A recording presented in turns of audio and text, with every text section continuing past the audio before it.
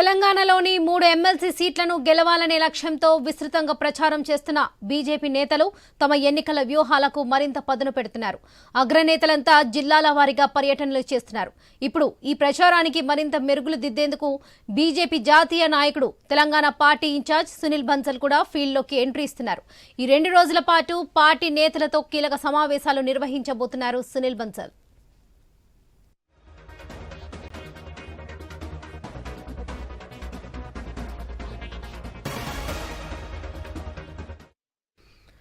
తెలంగాణలోని 3 ఎమ్మెల్సీ సీట్లను గెలవాలనే లక్ష్యంతో విస్తృతంగా ప్రచారం చేస్తున్న బీజేపీ నేతలు తమ ఎన్నికల వ్యూహాలకు మరింత పదును పెడుతున్నారు. అగ్రనేతలంతా జిల్లాల వారీగా పర్యటనలు చేస్తున్నారు. ఇదే విషయానికి సంబంధించి మరిన్ని అప్డేట్స్ మా ప్రతినిధి రవిచంద్ర అందిస్తారు. రవిచంద్ర, ప్రస్తుతం అప్డేట్స్ ఏంటి?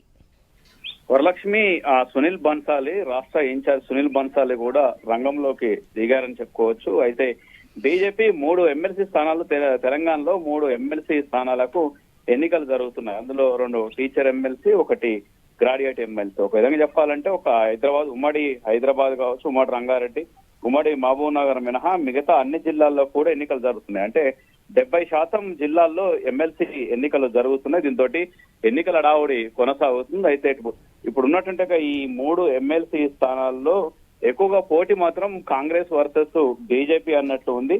బీజేపీ గెలిచేటువంటి అవకాశాలు కూడా ఎక్కువగా కనిపిస్తున్నాయి. దీంతో ఆ ఉద్దేశంతో సునీల్ బన్సాలి కూడా పార్టీ నేతలకు, పార్టీ రాష్ట్ర స్థాయి నేతలకు, జాతీయ స్థాయి నేతలకు కూడా జిల్లా స్థాయి నేతలకు దిశానిర్దేశం చేయనున్నారు. ఎందుకంటే ఆయనకు సుదీర్ఘ అనుభవం ఉంది. సునీల్ బన్సాల్ గతంలో యూపీలో కావచ్చు, మిగతా రాష్ట్రాల్లో ఎన్నికలు వచ్చినాయంటే ఆయనని దింపితే చాలా వరకు ఎన్నికల్లో ఫలితాలు బీజేపీకి అనుకూలంగా వస్తాయనేది ఒకటి ఉంది. ఆ విధంగా ఆయన మాస్టర్ ప్లాన్ వేస్తుంటారు. అందులో భాగంగా సునీల్ బన్సాల్ రంగంలో దిగడంతో బీజేపీ ఎమ్మెల్సీ స్థానాల ప్రచారం విషయంలో కావచ్చు, అందులో కోఆర్డినేషన్ విషయంలో కావచ్చు, అంత రూట్ అంతా మారిపోతుందని చెప్పుకోవచ్చు. ఇప్పటికే సునీల్ బన్సాల్ చాలా దిశానిర్దేశం చేయడంతో అటు కిషన్ రెడ్డి కావచ్చు, దాంతో పాటు బండి సంజయ్ కావచ్చు, ఈటల రాజేంద్ర కావచ్చు, ఇలాంటి నేతలంతా కూడా ఇప్పటికే గ్రామ స్థాయిలో, ముఖ్యంగా బూత్ స్థాయిలో కావచ్చు, దాంతో పాటు మండల స్థాయిలో ప్రచారాలు నిర్వహిస్తున్నారు. ఒక పక్కా ప్లాన్ తోటి, అంటే బూత్ లెవెల్లో, దాంతో పాటు మండల్ లెవెల్లో కూడా కమిటీలు వేసేసి ఆ కమిటీలకు ఒక దిశానిర్దేశం చేశారు.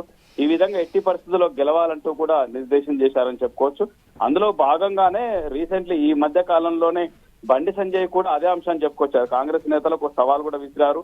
ఇదే అంశాన్ని, ఈ ఎన్నికలు 3 ఎమ్మెల్సీ స్థానాల్ని రెఫరెండంగా తీసుకుందాం, కాంగ్రెస్ పార్టీకి రెఫరెండంగా తీసుకుందాం అంటూ కూడా బండి సంజయ్ సవాల్ విసిరారు.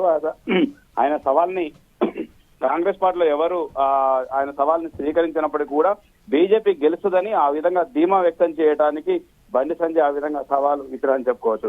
మొత్తానికి మాత్రం అటు సునీల్ బన్సాల్ కావచ్చు, రాష్ట్ర స్థాయి నేతలు, జాతీయ స్థాయి నేతలు తెలంగాణలో జరుగుతున్న 3 ఎమ్మెల్సీ స్థానాల విషయంలో కూడా చాలా సీరియస్ గానే దృష్టి పెట్టాలని చెప్పుకోవచ్చు. పక్కాగా గెలవాల్సి ఉంటుంది. ఎందుకంటే ఇప్పటికే బీఆర్ఎస్ కూడా ఇందులో పోటీ నుంచి తప్పుకుంది. బీఆర్ఎస్ ఈ 3 ఎమ్మెల్సీ స్థానాల్లో కూడా బీఆర్ఎస్ లేకపోవడంతో కాంగ్రెస్ వర్సెస్ బీజేపీ అన్నట్టు ఎమ్మెల్సీ ఎన్నికలు కొనసాగుతాయి. బీజేపీ గెలిచేటువంటి అవకాశాలు ఉన్నాయని చెప్పుకోవచ్చు. ఎందుకంటే బీజేపీ నుంచి కూడా బలమైన అభ్యర్థులు మల్కా కొమరయ్య కావచ్చు, దాంతో పాటు అంజిరెడ్డి కావచ్చు, సర్వస్వం రెడ్డి కావచ్చు, వీళ్ళు చాలా బలమైన అభ్యర్థులు. అన్ని రకాలుగా సమాధాన భేద అన్నట్టు అన్ని రకాలు కూడా ఆర్థికంగా కూడా అన్ని రకాలుగా ఉన్నటువంటి నేతలు. దీంతో ప్రచారాన్ని, దాంతో పాటు వాళ్ళు గెలిచేటువంటి అవకాశాలు ఉన్నాయి. కాబట్టి ఈ 3 ఎమ్మెల్సీ స్థానాలని గెలిచేందుకు పక్కా ప్లాన్ తోటి, పక్కా వ్యూహంతో బీజేపీ ముందుకెళ్తుందని చెప్పుకోవచ్చు.